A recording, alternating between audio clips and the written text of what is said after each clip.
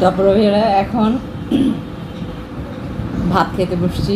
আমার সেই ভর্তা দেখেন, আমার সেই চিকেন ভর্তা।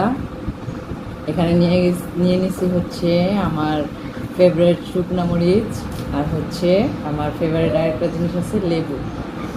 তো এটা দিয়ে এখন আমি ভাতটা খাবো,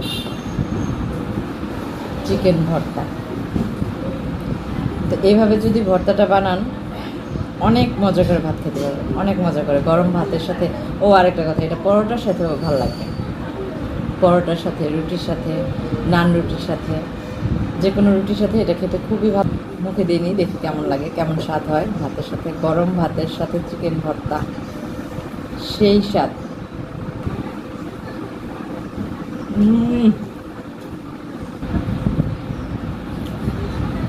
অসম্ভব অসম্ভব স্বাদের একটা ভর্তা।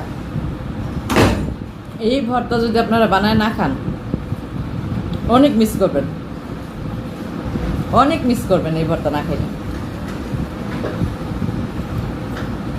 অনেক সময় আমি ভিডিওর শুরুতেই বলছিলাম যে মাংসটা, মুরগির মাংসটা আসলে